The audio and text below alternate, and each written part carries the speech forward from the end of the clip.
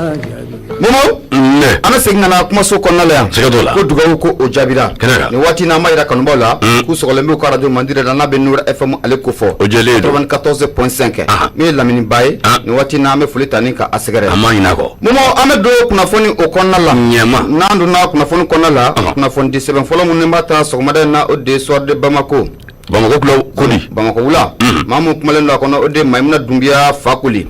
kodi akoko barabla mun o kumbulu dalendo yente mawfe aka ja ko duna na tawla ko bengan ko obina to mu yente mu ane anga gouvernement uni nyonche obinyala muye Maimuna Dumbia ako ni tegere o kanga foni koina muye Assimi Goïta ani aka premier ministre no be Dr Choguel Koukala Maïga Kofo aka cha ko ni uka cheta ko folo ako ajaru ulla le duo se solde d'une manière primordiale fructueuse awo Patrick Baka fola muye Maimuna Dumbia ayira ka foko ko kibara soroluna ayira ka foko muye jamana premier ministre no be Dr Choguel Koukala Maïga Kofo akaja ale ko ni wuli ka jo o chamane blasenka muye yentemu une gouvernement obeseka ben kula to muna ako yani Choguel Koukala Maïga ale ra ko obara ko buluda ibina ka foko jamana nyama bayere no colonel Assimi Goïta ale fola de wuli ka jo chamane ko o blasenka yentem mawni gouvernement obeseka ben kula to muna ga Patrick Ba Maimuna Dumbia ayira ka foko jamana nyamaw amunya Assimi Goïta foko ta fara Choguel Koukala Maïga kan anu ko gouvernement nyama ma bela jele ku jenana e kafo munye benga musiba munno ok me yentem bulu nanga mako procès verbal aka janno bulu no blala abe kalo chaman ko ni ko obo obna feren dabaleke ka akono fon chaman ni ku ushele aka ja abela jele re ku una sele Patrick Baka fola ko ni ko ni kibara dumaye watare tare ko kanga foni wati na Assimi Goïta ani colonel Ali Choguel Koukala Maïga ufla bela jele okun bravo ako mu Choguel Koukala Maïga ni dunya jite mina ka laje kabni wati munna Choguel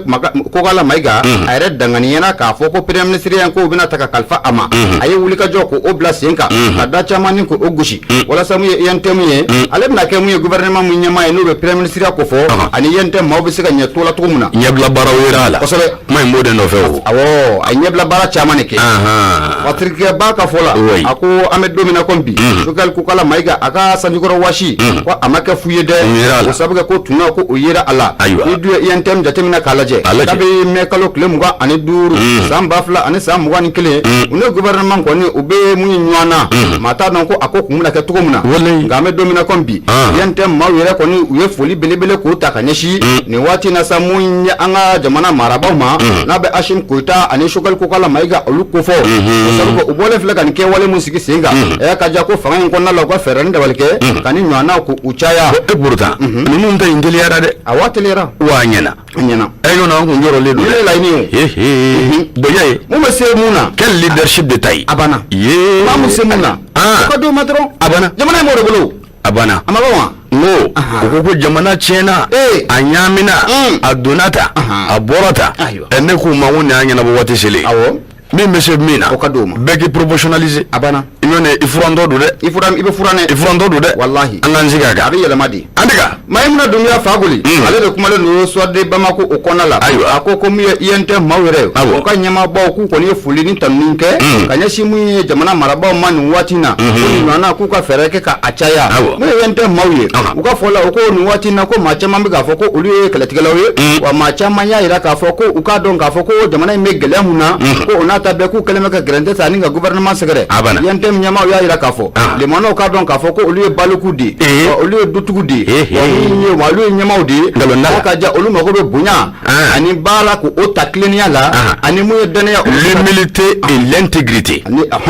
ya famu ani uka bunya uka bala ko na la nebe nono de mi ya famu ka ujumia ngajugu noyi do e ka ujumga tona kwa obeshiro na eni mabe aye ba ka tona juma nona mi nebe nono net flyer itanya de e jonga do mere malemi mi ngani ifaya bo elete mingalama kala na wo ka do na ma Michigan Rome no imana modo idawela nunu angata manya comment dirais-je angata nyasumala nunu fabula nunu angata fo bodola angata ekme fo angata yaye anto wati law ametsana me Michigan imbela malemi be ngani faya ka tlaga mishi fere jogor me de unchela nyamana non na me angata sa e ka ta nyanga du ni ngabay angata ta ko bayni nyanga du ko jondo nyamana garballa ba fi ko mo mi shifere mbulo angata même mi shi ko sera kon o de ko do ge o de ko do me ko sera la amba mine ba muga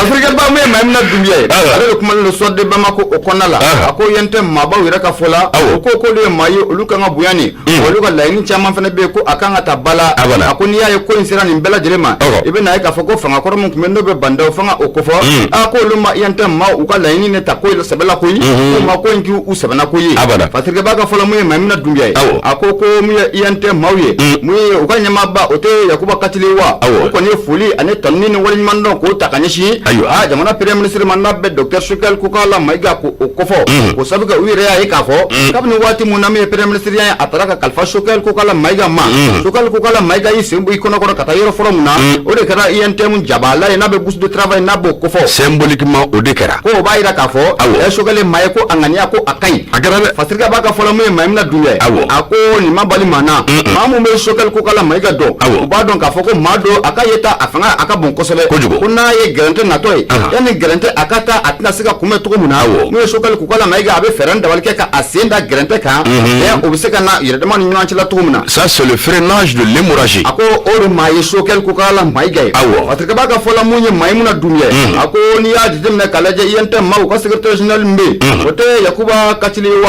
ko chera la obe tachibla ke kanyashi gouvernement ma ko sabuka ole la ni chairman ke gana na ka foko ni wati la banuna ko la ni bele dobe ko gouvernement abika feranda balika ko ota bala o yejumai ni nega buli nega ka na be terembuli na bo ko fo aka da ko ni wati na gouvernement ko be faka o ko bara ko o waliya amorcer les actions ferroviaires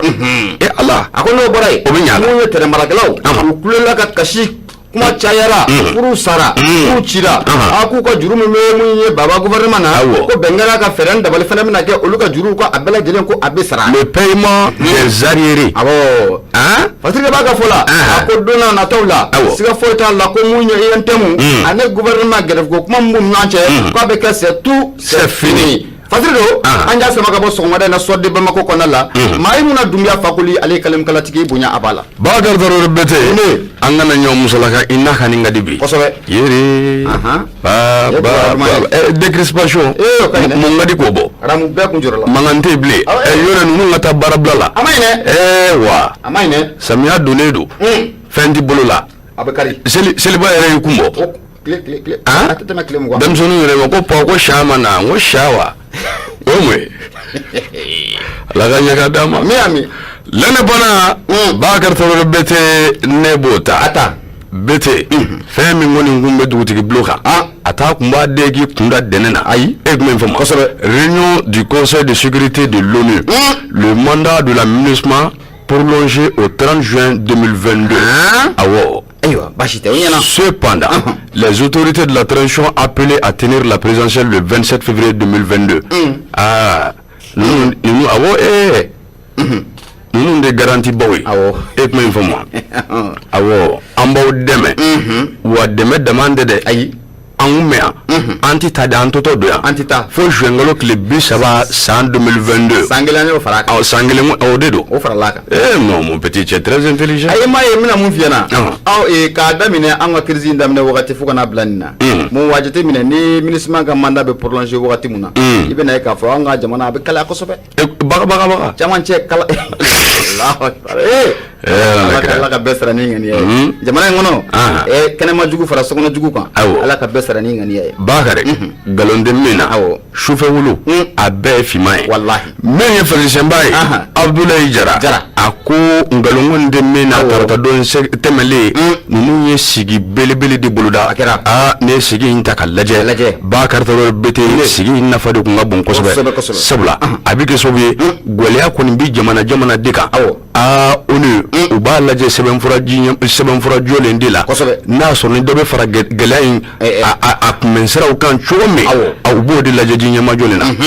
Et comment les mesures de prévention face à l'insécurité grandissante. Membedi. Fazisamba ako nenungo intaka laje.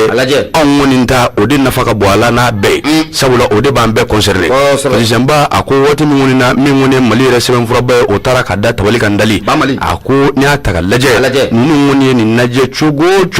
Uyayi. Uluka tani njoina. Chena atibe.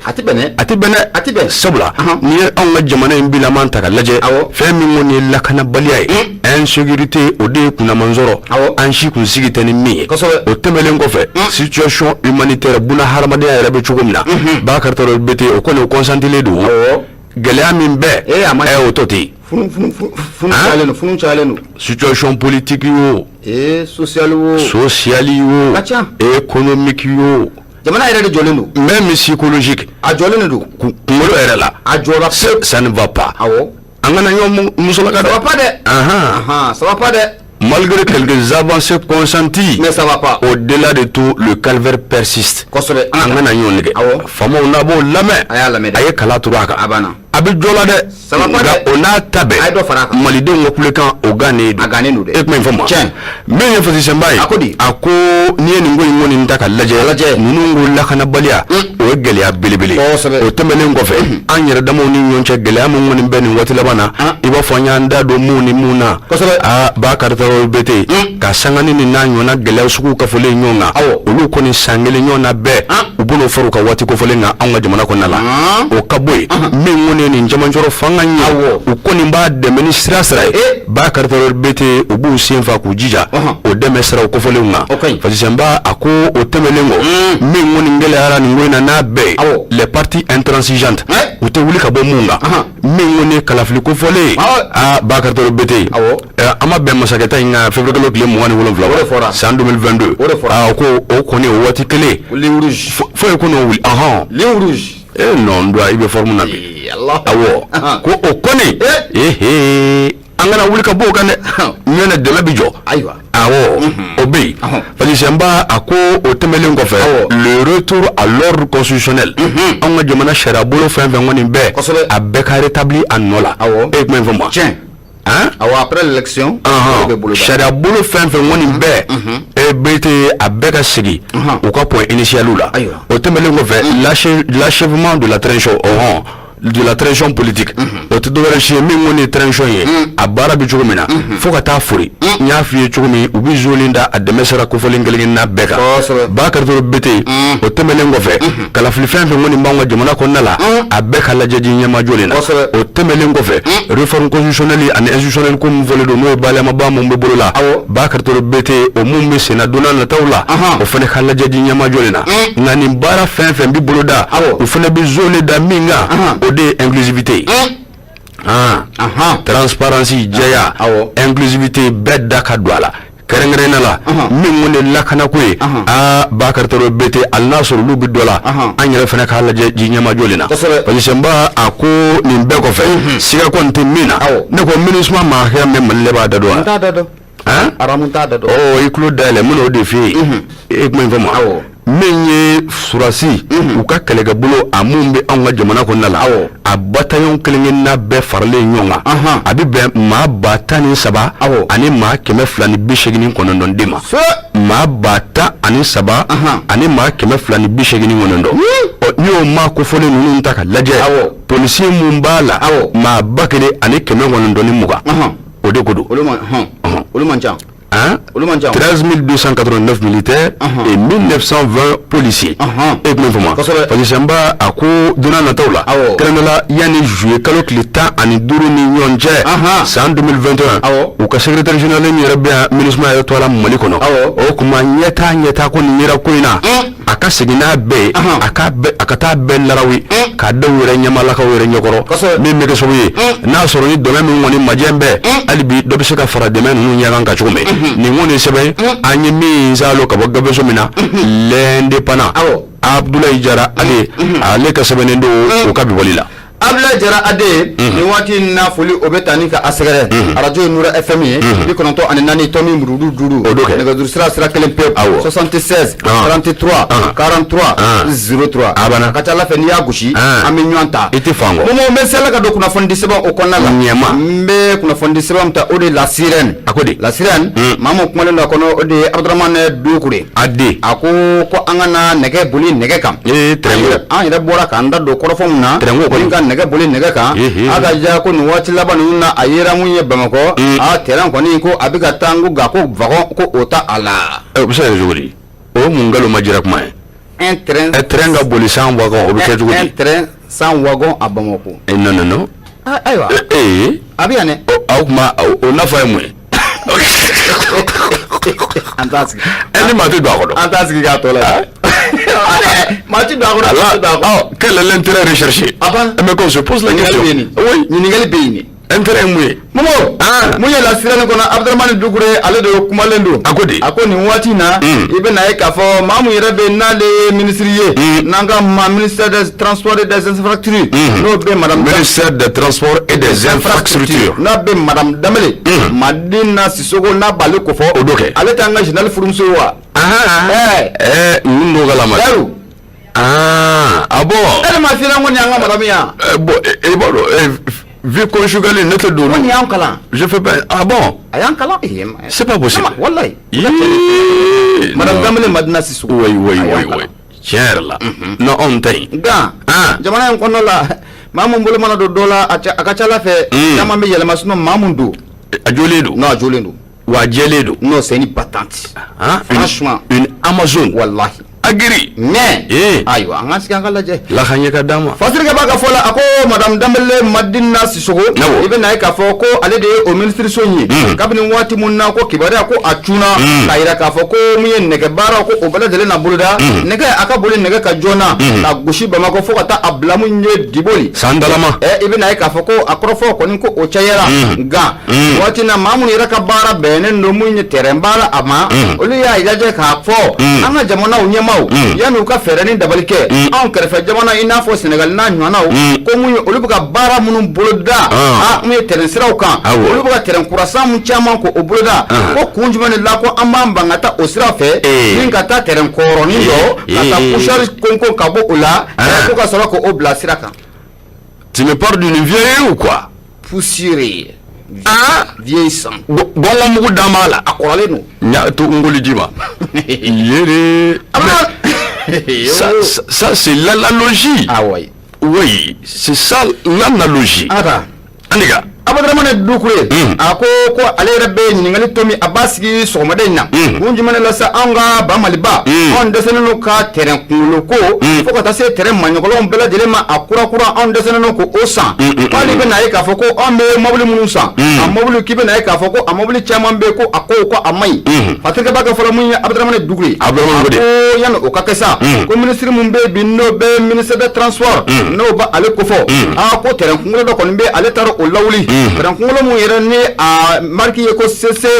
2205 a ka ja ko o kɔni ko a kasikan bɔra Bamakɔ nin waati na ka ta Kurufina ka taa gosi fo terrain gari kɔnɔna la ko a kasikan ko a bɔra Patrick b'a ka fɔlɔ mun ye Abdramane Dukure a y'a jira k'a fɔ ko mun ye ministre so ye n'o bɛ madame Danbele Madina Sisoko u yɛrɛ kunnafoni ka a di min k'a jira k'a fɔ ko terrain ko a kasikan ko a bɔra Kurufina a tɛmɛna mun ye terrain gari fɛ ka taa gosi fo min ye GMS o fan fɛ ko a tila ka segin tuguni ka na Kurufina ko ka sɔrɔ kɔlɔlɔ foyi ko o ma ye a la ka Patrick ba mun ye Abdramane Dukure a ko nin terrain kɔrɔnin mun wulilen filɛ ka jɔni n'i y'a ye nin terrain kɔrɔnin wulila ka sisikan kɔni ka a bɔ a wɛrɛ tɛ ko an ka technicien baw de kɛra sababu ye ka nin lawuli nka Patrick ba ka fɔlɔ mun ye Abdramane Dukure a y'a jira k'a fɔ ko mun ye ministre kofɔlen n'a bɛ madame Danbele Madina Sisoko n'a bɛ ale yɛrɛ kofɔ a y'a jira k'a fɔ ko don n'a nataw la a siga foyi t'a la ko terrain ko a kasikan ko a na bɔ yɔrɔ fan caman kɔni o la o transition baw ko hakilina b'u la ko ka terrain kura ni ka a sangana n'a ye jamana in kɔnɔna la yan Patrick ba ka fɔ la a ko nin kɔrɔfɔ au de relance des activités ferroviaires la relance des activités ferroviaires Abdraman Duguri ale de y'a yira k'a fɔ a ko nin kɔrɔfɔ mun kɔni n'a bɔra ministre a da kɔnɔ ta nka mun ye chemin de fer baarakɛlaw yɛrɛ olu bɛ gɛlɛya la ko a bɛ san caman ko bɔ koyi olu yɛrɛ kɔni y'a yira olu tɛ se k'a faamuya cogo si la cogo ji la mun ye jamana anw bɛ dɛsɛ mun ye ka terrain nɛgɛ boli nɛgɛ kan o minɛn kuraw terrain kuraw wagon kuraw an bɛ dɛsɛ k'o san o ni dun ye i mɔnɛ bɔ ka na anw kɛrɛfɛ jamanaw la kɛrɛnkɛrɛnla mun ye wolofaw fɛ n'an ka dafa Sénégalikaw fɛ yen i bɛ na ye k'a fɔ k'olu ka terrain sira ko n'i y'a ye ko ɲɔ dan don k'o don dɛ ni ma nin dabila maison de presse Matar b'a ɲɛ don n'a bi dɛ tiɲɛ don dɛ c'est un comportement non olu bɛ émergence yɛrɛ la franchement awɔ ɲɛta sira quoi ɲɛta ala Matar n'an fa bi yere wolofɔden de don nka e tɛ min kalama journaliste caman bɛ yen a maɲɔgɔlɔ ninnu ja mun bɛ sigi a kan ani nin ka fara ɲɔgɔn kan nin yɔrɔ in na an ka nin yɛlɛ sanfɛ an ka nin jigi duguma a tila bɛ ale de ye ani baara awɔ wa a gafe tubabulenw de ko don dɛ kosɛbɛ Anika Abdraman Duguri ale de kuma n'olu la sira ni o kɔnɔna la a y'a yira k'a fɔ ko terrainboli baarakɛlaw olu yɛrɛ ka jateminɛ la olu kɔni bolo ko mun ye baba gouvernement a bila ka na mun ye cɛncɛn de kɛ mun ye maaw ɲɛ la tuguni o sabu kɛ mun ye communiqué dɔ kɔni ko o dira gouvernement ye communiqué dɔ bila waati dɔ la k'a yira k'a fɔ maa minnu bɛ terrainboli sira in kɛrɛfɛla la a na kɛrɛfɛmaaw ko a bɛɛ lajɛlen ka aw tɔgɔ dɔn a yɛrɛ la o sabu kɛ mun ye terrain kasikan a ka ja ko sɔɔni ko a bɛ na wuli ko bɛɛ lajɛlen k'i tɔgɔ dɔn yɛrɛ la o sabu kɛ n'a ma ɲɛ ko terrain kasikan ko a bɛ bɔ baara ninnu na boloda sira baara ninnu terrainboli sira ninnu ko a ka kurakuraya a tɛ taa kɔlɔlɔ kɔ ko bɛɛ k'i hakili to i yɛrɛ la a ko gouvernement ko a y'o communiqué bɔ ko o gosi nka mun ye terrain baarakɛlaw ye olu nana ye k'a fɔ olu ka jateminɛ la communiqué in bɔ don fo ka n'a bila bi la k'a ka ja ko ɲɛtaa ko o ma ye ko in na y a pas eu d'avancée Fasirika b'a ka fɔlɔ mun ye Abdraman Duguri a ko nin waati na terrain baarakɛla caman de bɛ yen u jɔrɔlen don koyi o sabu kɛ kabini waati mun na a fɔra k'a fɔ ko mun ye terrain sira ko baara ko o na boloda terrain sira ninnu dun kɔrɔlen don i bɛna ye k'a fɔ ko dɔw yɛrɛ bɛ yen a fɛn yɛrɛ nɛgɛ bɛɛ bɔra a la c'est pas possible mais mun hali terrain sira ninnu jateminɛ u y'a yɔrɔ bɛɛ feere yɛrɛ i ta ɲa dɛ n ko buganw bɛ taa bin de ɲimi a sira kan a kɛrɛfɛla ninnu u y'a bɛɛ feere binw de falen b'a kɔnɔ u y'a bɛɛ feere walahi n'i bɔra buguba la ka tɛmɛ bugula ka taa gosi fo Korofina walahi u y'a kɛrɛfɛla bɛɛ feere u y'a kɛrɛfɛla bɛɛ feere u y'a kɛrɛfɛla bɛɛ feere cɛ simi miyankaya dabila sa i fɛnɛ e don mankan e ka nɛgɛjuru ko ni mankan bɛ yen miyankaya dabila a kɛra baara ye Momo a ka mun dabila miyankaya o bɛ n'i sɔrɔ yan miyanka de don ni miyanka tɛ maa bɛ nin kɛ wa Momo mun ye Fasirika b'a ka fɔ la Abdraman Duguri a ko terrain baarakɛlaw u kɔni jɔrɔla u hamina o sabu kɛ olu y'a ye k'a fɔ kabini waati min na ni kunnafoni ko a bɔra ka bin k'a daminɛ Samɛ a ka ja ka taa a gosi fo Kidal Kati ka bɔ Kati ka taa gosi fo Kaye u nana ye k'a fɔ ko mun ye baara ninnu ko a ma daminɛ dɛ k'u ko ko ma foyi de rien vu awɔ avancé intact foyi ma taa Fasirika b'a ka fɔ la a ko fɛn min yɛrɛ bɛ n'o bɛ maa kamana gan o de ministre min tun bɛ n'an k'a ma ko Baba Mulaye waati min na ale kɔni bɛ département in na ale ye dusu gosi pewu a tɛgɛrɛ caman k'o fɔ ko Ba Mali ba ko an ye terrain kura ko an ye o san Fasirika b'a ka fɔ la o terrain kuma sanni ni fo sisan a ka da ko terrain kura in ko a ma ye ɲɛ la ko ɲininkali to min a ka sigi kun jumɛn de kɛlen bɛ sababu ye ni an ka terrain ko kura ko kuma in a balalen don ko y'a tuba de furujugu a tɛ sa a kunkanko kuma ni nɔgɔlen o tɛ bila kabi i bɛ ka tile ni terrain ko kuma in bɛ sen na wale taa ka segin ko da seminɛw taar'u da araye kɔnɔ ka sɛgɛn aramu n'i tun bɛ tɛmɛ mun ka taa mairie ba yɔrɔ la n'i kun sɛlɛlen i b'a dɔn n'i kun sɛlɛlen a kɔnɔ f'u ɲinɛ b'i minɛ walahi i b'a fɔ ko c'est dépassionné le débat a makari de ka bon a makari ka bon dɛ trop lamentable caman de cira a fɛ pitoyable wallahi bon a yɛrɛ kɛra so imaginable Momo i tɛ sigi a kan yɛrɛ aramu u sigi mɛ da la kɛnɛ kan da la au vu et au su de tout le monde dans la plus grande misère, dans la plus grande précarité wallahi makari dan don ayi tɛ tɛmɛ u la abada ko non ko ji tɛ bɔ ɲɛ la quoi dutigiw aramu c'est même humiliant furu caman sara aramu dɔw sara ni kɛlɛ la ala ka ɲɛ ka d'a ma m'an baw fɔ ala ka ɲɛ ka d'a ma sisan pogotigini ka lundi kɛ kɔngɔ la ka mardi k'a la abada mercredi n'a ma taa k'i janen to i kɔ ka ala kana barika don wallahi a bɛ taa a bɛ taa kɛ Aniga inshallah ka don Bakar Doro Bete Nouvel Horizon ɲɛdan kura ne b'o ta an bɛ don jumɛn de la alamisa tɛ juillet kalo tile gale san 2021 o don Bakar Doro Bete nin tɛ kɛ fɛn tɛ min tɛ kɛ assassinat de Mohamed Ould Issa assassinat tuguni wa wallahi jamana in kɔnɔ sisan o de bɛ yen dɛ o de bɛ yen dɛ awɔ ala k'an kisi koyi ni n'an famara ɲɔgɔn ma nin kɔ nin donna Buguni n segintɔ n'i jɔn ye a ma ɲi ma dɛ a ye n kɔni b'o f'i ye k'o bila o don dɛ jamana in sisanama kɔni Bete i labɛn dɛ mais e m'a fɔ sa insécurité bɛ yen wa a bɛ yen o tuma e b'i sigi ka i mako den satɔ lajɛ wa donc i b'i yɛrɛ sécurité mais i ta in y'a dɛ non ka n'i yɛrɛ sécurité non sécurité i ka sécurité to la kana baw marifa tɛ n kun na o b'i sécurité bere tɛ n kun na nka a ma ɲi dɛ awɔ i bolo gosi an ka taa Bakar Doro Bete Nouvel Horizon ne b'o ta Gawusu Tangara a kumara a ko assassinat de Mohamed Ould Issa de l'état-major du MOC MOC ye mécanisme opérationnel de coordination MOC min ye fasisenba ye a ko tarata don dɛmɛlen nin kɔni gɛlɛyara a bɛ gɛlɛya o sabula n'i y'a ta ka lajɛ juin tile 29 san 2021 Bamanji walew dɔ kɔni dara Bakar Doro Bete ka taa bi nin jalabatigiba in kan n'o ye Mohamed Ould Issa ye Mohamed Ould Issa min filɛ nin ye maa gansan kun tɛ dɛ sabula état major in bɛ mécanisme opérationnel de coordination n'o ye MOC ye o ɲɛmaaba dɔ de kun don e ye kuma in faamu wa fasisenba a ko ala bɛ waati min na ko sisan maa mun kɔni n'u binna kan ka bɔnɛ a nin na u bugunatigɛ kɔni dɔn dɛ nka min kɔni sɛgɛsɛgɛliw ye olu bi senna o de y'a to min ye coordination des mouvements de l'Azawadi ye sabula a tun b'a yɛrɛ sɔrɔ o kulu barikamanba min kɔnɔna la kɔnɔmanfɛla la an bɛ don min ko bi Bakar Doro Bete u kɔni dusuma kasalen u ye kibaruya dɔ bin ne ye kibaruya in ta ka lajɛ u ko nin dusuma kasalen yɛrɛ de don sabula n'i ye nin cɛ joli in ta ka lajɛ min tɔ ye Mohamed Ould Issa ye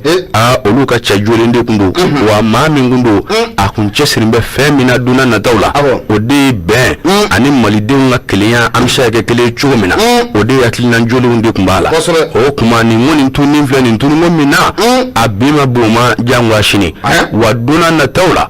min kɔni ye larawuli yɛrɛ kɔdaw ye Bakar Doro Bete u kɔni n'o bɔ k'o ben sabula olu yɛrɛ jateminɛ min kɛ nin waati laban ninnu na dugu kɔni b'a la ka kɛ olu ka ɲamalakaw yɛrɛ de kan sabula dɔ kɛra o il y a eu un cas précédent notamment le cas de Sidi Ibrahim Ould Sidati o ma kɛ wa Bamako yan Faba la fɛn min ye abrikalo tile 13 ye san 2021 o kɛra o don de o tuma ka sanga ni nin binni fila ninnu ye olu ka kulu yɛrɛ cɛla ɲɔnɛ a bɛɛ ye mabaw de ye Bakar Doro Bete donna nataw kɔni na u fana kɔni na labɛn caman de sabati min bɛ kɛ so ye fɛn min kɔni u ka lakana ye o bɛ sɛbɛkɔrɔ jo wa nkalon kɔni tɛ min na ni m'a ta ka sigi o de ye enquête yɛrɛ ye enquête ka dayɛlɛ maa ma kɔni nɔ b'a la a bɛɛ ka bila sariya tigilamaw bolo kɔrɔ an ka enquête ninnu bɛ dayɛlɛ a tɛ datugu bon peu importe an ka enquête ninnu problème awɔ mais a bɛ kɛ cogo di wallahi ne ma sufɛ wulu to a fɛ yen wallahi a bɛɛ finma ala ka ɲɛ ka d'a ma amin amin Aniga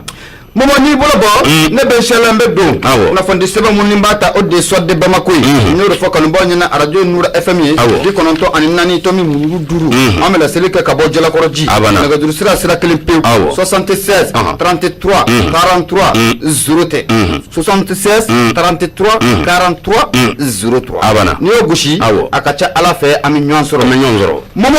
nin bila n ta bila a b'i ni filan de cɛ n'o tɛ cɛ o cɛ o ka tɛgɛ ɲɛ kelen o bɛ fa du la n'o ko k'a bila i n'a bila yɔrɔn kelen mun ye Fakoli Mayimuna Dunbiya ale de kumalen ninnu kɔnɔ la a ko tare o k'a fɔ an ka lakanabaw kun nin waati na n'a bɛ lɛfama o kofɔ a ka ja k'u ye bunteli ta ni ka dinankuru Bamanci minnu kɛlen bɛ ka t'u ɲaga da dinankuru a bɛ nin ka waatinin bɔ an ka lakanabaw k'u surutula u ka nɛ surutu in kɔnɔna la n'o ye Mayimuna Dunbiya Fakoli a y'a jira k'a fɔ ko mun ye Bamanci maa 30 kɔ an y'olu bɛɛ lajɛlen fa wa mun ye maa 12 ye olu minɛ k'olu kɛ kaso kasola denye Allahu akbar fasirga ba mun yin maimuna dubiya fa ko ya ira ka fɔ ko juin kalo kile 29 san 2000 ani san 21 ibe na ka fɔ ko an ka kɛlɛkɛla minnu bɛ n'u bɛ kɛlɛ kɛ sanfɛla la n'an ko ma ko l'aviation militaire a ka ja u kɔni sanfɛla tɛ wa awɔ aviation aérienne militaire awɔ sanfɛla kɛlɛkɛlaw awɔ o de sisan Fatika b'a ka fɔ mɛ ko o baara ko a bolodala a ko i bɛ na ye k'a fɔ ko o baara bolodalen waati min na a maa minnu bɛ n'u ye bamanci ye n'u sigilen bɛ dennankuru kɔnɔna la a ka ja yan ka di ni yen ye kulekan ko a cayara sen bila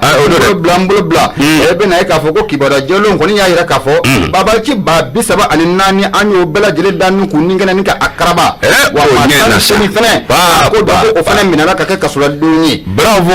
o fama Fatika b'a ka fɔ mun ye Maimuna Dunbiya fa koli a ko ni nana an ka lakanabaw yɛrɛ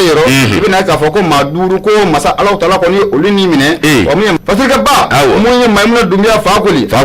ko na an taara Dinankuru ko kuma in ko a cayara fa koli y'a yira k'a fɔ an bɛ don min na comme bi a ye Dinankuru kaw ko tare ko o na fu u ye a ko an ka jamana premier ministre bɛ yen n'o bɛ Docteur Sukɛli Kokala Mayiga ko fɔ ko ale yɛrɛ y'a yira ko lakana bunakun kɛnɛ kan u bɛna fɛɛrɛ ni dabali bɛɛ lajɛlen kɛ an ka lakanabaw u ka baara bɛɛ lajɛlen bila a ma lakana ko o ɲɔ o bɛ se ka ɲɛ cogo min na ko ye Maimuna Dunbiya fa koli a y'a yira k'a fɔ ko mun ye dugu caman o bɔlen kɔfɛ i bɛ na ye k'a fɔ ko Dinankuru fana tun y'a laɲini n'a ma ɲɛ ko in bɛ nin taabolo la an mun ye anw ka sɔrɔsiw tɛ na bamanciw kɛlen bɛ ka t'u ɲaga da anw fɛ u tɛ ta u tɛ maa ci embargo total cɛ tɛ bɔ muso tɛ don an tɛ fɛɛrɛ ni dabali kɛ i n'a fɔ dugutɔ tɔw y'a kɛ cogo min na an ni bamanci ninnu an ka sigi an ka kuma an ka bɛnkan dɔ kɛ an ni ɲɔgɔn cɛ mankan bɛ yen dɛ o Dinankurukaw yɛrɛ tun y'a laɲini ten nka i bɛ na ye k'a fɔ maa minnu bɛ c'est ça l'accord Pacite l'accord Pacite est un accord de non agression Fasirikɛ b'a ka fɔ la a ko i bɛ na ye k'a fɔ nka maa minnu bɛ jamana in ɲɛmaaya la bi olu y'a lajɛ ko o mun filɛ nin ye nin tɛ ko bɛnta ye koyi o siratigɛ la sa u ye kɛlɛkɛcɛw k'u labɔ Mali fantan 4 bɛɛ lajɛlen fɛ k'u yɛrɛkɛ a ka ja mun ye da ka a datugu tɛntɛntɛn mun ye bamanciw kɔni u dala an bɛ don min na i n'a fɔ ko bi ko bamanci dɔɔnin dɔrɔn i bɛ na ye k'a fɔ ko olu de bɛ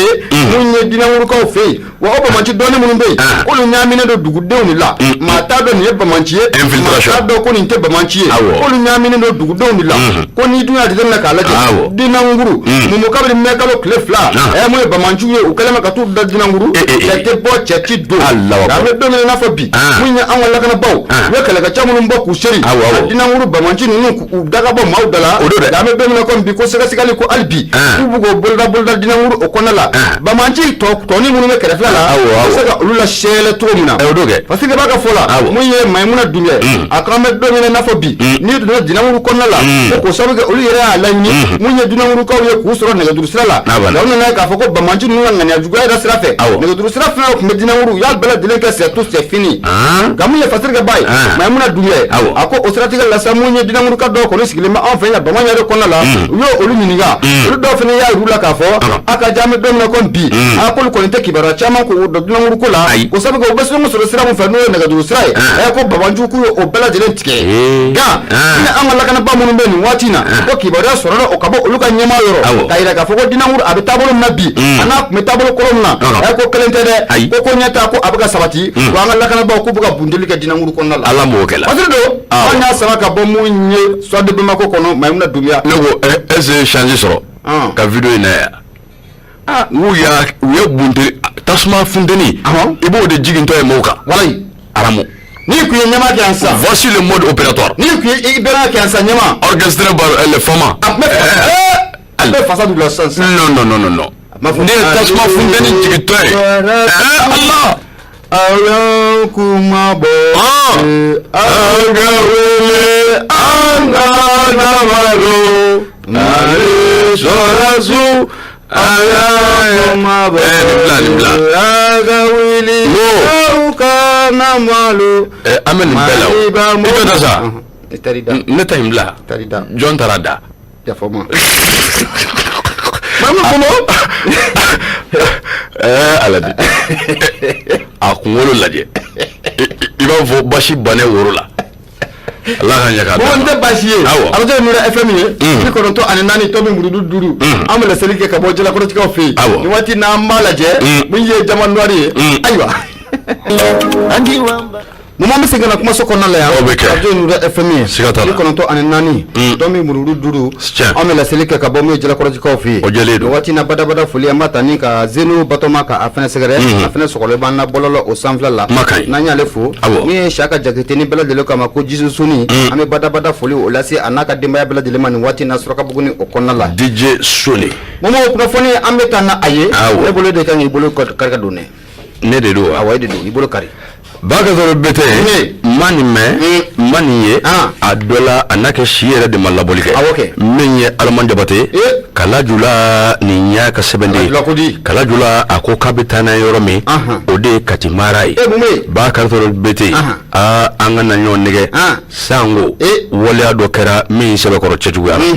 Kati mara la Fajisamba a ko waati jumɛn ni kelen ye nako don fɛn min kɔni ye sɛtangalo ye ale tile 23 san 2020 o tɛ 22 yɛrɛ dugusɛjɛ ye sa wa min kɔni ye funanŋɛninw dɔw ye u kɔni farala ɲɔgɔn kan teriya fara ɲɔgɔn kan na ka janfala bɛɛ teri kelen kama Fajisamba a ko ni teri yɛrɛ ta ka lajɛ ale tɔgɔ o de ye Jibril Jalo ye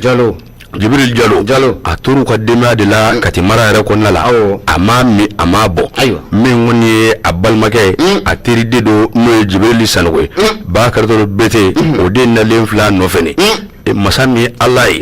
jagoya kisɛ bilendi ka ni daga kisɛ bilendi sigi a da la bɔ an ka taa yala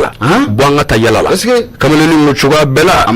k'i ɲɛ b'a la nin ko in bɛ cogo min na bi a kun ka di ne ye cɛ n'an ka tonsomanw senkɔrɔ ni shibana fuya futa la boyaye ay ma yɛrɛ teri dɛsɛ man di la o jango i damɛ min na sababu bɛna jɔ yaye min ye Fajisamba ye a ko u toro nde la a n'a kɛ min kɔni ye Jibril Sanogo ye maa fɛrɛ tigi do dɛ a ko bon e tɛ min kalama Jibril Jalo ko dɔ bɛ yen pa kuranin dɔ bɛ yen excusez-moi du terme to gime ko kuranin dɔ bɛ yen ne tun b'a fɛ k'i n'o ɲɛ jira ɲɔgɔn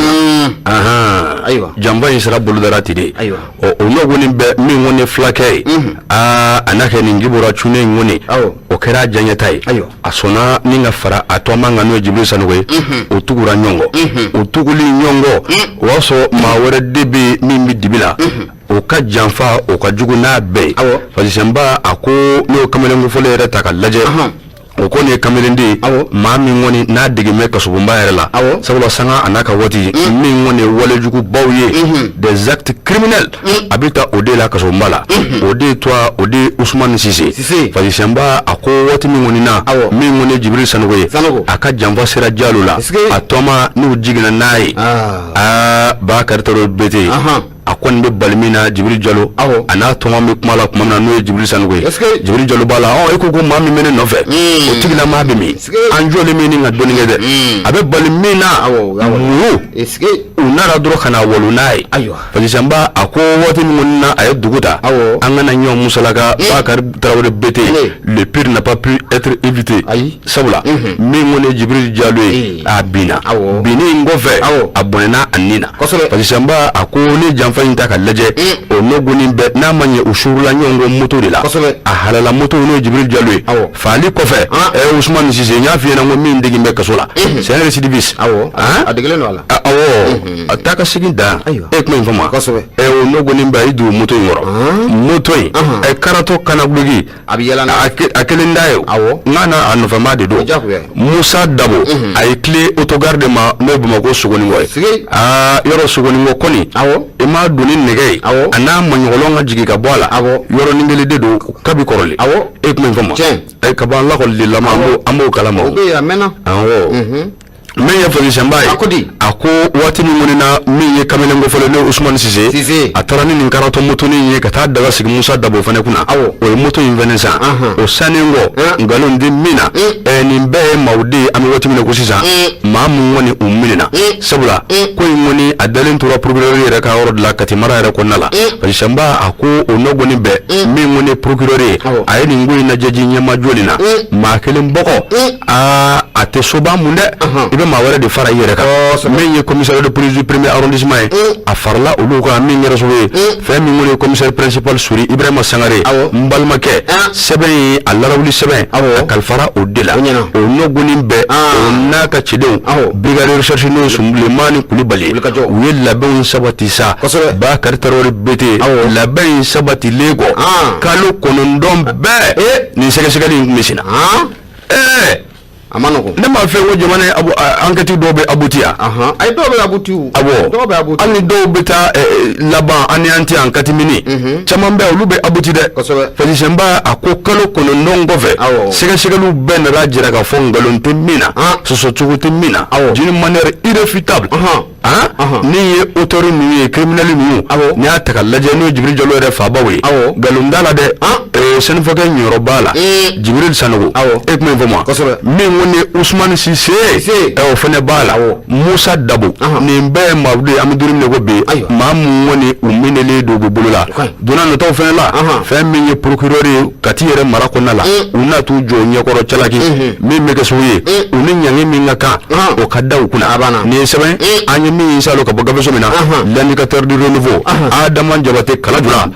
ale ka sɛbɛnnin don o ka bi bɔli la ni waati na foli an b'a ta ni ka Kalajula ni ka a sɛgɛrɛ mun ne y'i bolo bɔ ne bɛ n bolo n b'a kari ka don mun ye kabako fadunuya ani fanfara kaba de bɛ yen a to ni m'a to n'a a to n'i kɔrɔ i kelen b'i ɲɔ a la i kelen i ni ɲɔ a la dɛ o don dɛ a ko an ka taa mun ye nin waati na an ka taa an yɛrɛ sɔrɔ fo Kalabankura n'an donna Kalabankura i bɛ na ye k'a fɛ ko mun ye sifin so dɔ ye a yɛrɛ bɔr'o la sa hali sijɛw bɛ taa o ne y'o fɛ yen sifin o sijɛ o a fɔ dɔrɔn damunta so nka a kɛbaa jɔnjɔn u bɛ cogoya min fɔ a la sisan e b'o dɔn wa ne m'a fɛ n ko n b'a bɛɛ kalama investigation kɔni bete an b'o ɲɛdɔn dɛ u bɛ tɔgɔ kuranin min fɔ a yɔrɔ ninnu ma i yɛrɛ ɲumanna ko chambre de passe entre guillemets vraiment maaw bonya b'an yɔrɔ la dɛ nka ni ko min ma ɲɛ kelen ni san 42 i bɛ na ye k'a fɔ ko ni chambre de passe in kɔni kɔnɔ a tora jantɛlɛ de la a ka ja a ma ɲɛ mun kɔ a kɛra o ye 13 décembre a ma ɲɛ mun kɔ a kɛra o ye a taara yɛrɛ sɔrɔ lahara tu vois mun ye fatirikɛba ye Bugu Jara a ko nin ko in ko a kɛra cogo di i bɛ na ye k'a fɔ mun ye dimanche don su dimanche n'o bɛnna mai kalo ma bi ye juin kalo tile 20 k'a dugu jɛ juin kalo tile 21 na i bɛ na ye k'a fɔ ko nin maa fila a bogotigi chalanja dɔ a ka ja ale kɔni su jula ale o ye su ŋanaya ale ye ale ni nin cɛ in karila ɲɔgɔn na cɛ in kɔni san 42 u ye karila ɲɔgɔn na yɔrɔ mun na o de ye Baritogunna de Kalabankura tu vois Toguna de Kalabankura a yɛrɛ ni commissariat mun bɛ yen n'an k'a ma ko 11e arrondissement commune 5 kɔnɔna la ko a n'o o man diya parce que b'a ka fɔ la waati mun na nin chalanja in nin gorobinɛba in nin su jeli ale ni Baliku san 42 o karilen ɲɔgɔn na ala ɛri naani Baliku ye diɲɛ to because mina maaw k'a kɛ to koyi ala Fatirikɛ b'a ka fɔ la mun ye Bugu Jara ye ko kɔrɔ tɛ fago sa nin y'o de ye Fatirikɛ b'a ka fɔ la mun ye Bugu Jara n'i m'a to a dɔ la a tɛ halaki sa n'a to ni kɔrɔ ka ja i kelen i b'a cɛ i y'a ye a ko kibaruya sɔrɔlenw na a yɛrɛ k'a fɔ ko maa min yɛrɛ fatulen don Bugu Jara filila yan ko Monsieur Tarawele a filila yan awɔ olu tɛ b'a la a filila i y'a mɛn a filila a ko maa min yɛrɛ fa nul ne va au-delà de l'erreur humaine awɔ filila Tarawele tɛ n ye nin fɔ mankan ta a ko maa kofɔlen a tɔgɔ de ko Tarawele a sisani o bɛ t'i jɔ san 42 la wa a furulen don koyi a sigiyɔrɔ o yɛrɛ bɛnnen bɛ Kalabankura o ma a ka ja kamalen kofɔlen n'a bɛ Tarawele n'a bɛ ale kofɔ a ka ja nin waati in na i bɛ na ye k'a fɔ ko a furumuso o yɛrɛ kɔni o lajɔlen don o lajɔ sababu a kɛra mun ye Tarawele kɛ kɔni a ɲɛna a ka ja ko fɔ ale tɛ se ka nin waati in bɛɛ lajɛlen bila ka sɔrɔ a mi nimoro la k'a sɛlɛ mun na n'an ka taa kɛ lebulen don de awɔ nin ye cɛ kelen lebu walayi i ye bɛɛ lebu i ye bɛɛ de lebu est-ce que nin ye muso kelen lebu i ye bɛɛ lebu aramu o de farifa mun ye ni kamalen kofole akaja mun ye akwani atura anigela de ko sababu mun ye ani su juli o kalle nyana mun ye barto na o konala ibe na ka fo ku ye ernani ne ke nywana mun ye so yera o konala ibe na ka fo ko wati kira mun ye su juli yera na be muso yera ko fo o na ka fo ko mun ye trawole yera ko ne ko to fo ita alable a jeto j'ai pas compris a jeto asaraka to morgu kono dia morgu yere en plein débat eba non ni moy man yo kuraga Momo mu ye bugu jare aya ila ka fo ko su jeli ko ni ya don ka fo ko ni mamu fle no be trawole ko fo ani ni nte nyon faible o stratégie la samu ye su jeli ale fene bora ka fere ni dabali ke gardien mu be ni ko o wole kana ira ka fo ni mamu fle ni est ce que ani ni me nyona ble fere ni dabali ke ika police la ka wole kana o kana akoka ajate mine encore sans vie 11e arrondissement maw o lu ko ni nanu o shele mu nye morgu ire ya foto ko bina yende do morgu du ba do chambre de passing morgu de do ba do oli ye munye dokotoro do fenata ubolo kana dokotoro nga sigal ko fe ona no ubolo do munye furera ku no be su ko fo ona na e ka fo ko fe mba poshi kono o de via garay duma ngeli a plaqueti damana plaquia plaqueti ibi rafa ramu e mu nyaba ni yoroina viagra fraxé ya ni mai akadi ati dabla mingo na ama profiter mo ka fo mawena o ka ni fura nu ka tui na anabo do emina ferele ni ma to wallahi abitui o fla ko ne ma to abitui ni sera ni mbela wa enya me ko jengadi ni ba ko no e be sigati ala ka ni kadama Pakiri baka fola munye bugu jare akolu uko ni kelenga fure poshi ko na laje unana ka foko mi viagra no dossier o plaqueti chamande o ba aku wa aya bela jele kunu le vieux obsédé Allah dokotoro ya irola ka foko fawrete koy viagra mu fla aposhi ko ndi ni ne gara so bi ninka tenis ka jagi ninka ke ka minete chaw animu ne tigera ka kene karaba kene kandala ako police ko ni fere ndabal ke mu ye malangole ye ka ashuta ni ngata non tu n'as pas intérêt I know seul le bon Dieu en demeure le meilleur juge le meilleur juge ça le morko ko le meilleur juge non le dernier jugement revient à la divinité dernier jugement côté na direct sa intervention non Moussa Foudle Miboulou tu n'as jamais été à l'au-delà non Moussa Foudle Miboulou Soumane Fardala et qui bangati dans la chambre de passé qu'on est c'est à qui serait mais nous sommes mal placés pour juger nous sommes mal placés n'a kerati il faut pour dire n'a kerati direct sa intervention oui mango manege mado to kana nyo fina ngo obsédé do dawma na on ga aya keta aya donda opéra kuwe direct abdala soranye bon intervention est là peu importe machita à intervenir amanyere yini bo nina nyona demanda ebe jamana mingolo lakana otobe alibi o majamba be balo autosuffisance alimentaire o gele abe la goldondo 1 plus 1 olugo go 2 o gele abe kene ako gele abe o gele abe jamana ajole no samu ajole no ni mbeg alibi eba la ko muso tire fa fu ouf na chante mlawa Afrika baka mu fola ako ko mu ye police ko ni ole fere ndabal ke ka sekeselu buluda ya manye mun ko su jeli ngoni wala bla ko ta kasu sama mafoike yalla de kama le yela a sutoli bela jeli ngoni yake anabo do emine ferelina kwa ka ko shimi frawula fraction vie garaw aya ko shala amay yoro ameto ka mode passe do fo surtout akari demsenunde kana bla dana ana bla dana abi ra bla dana ayi ngono bay menalew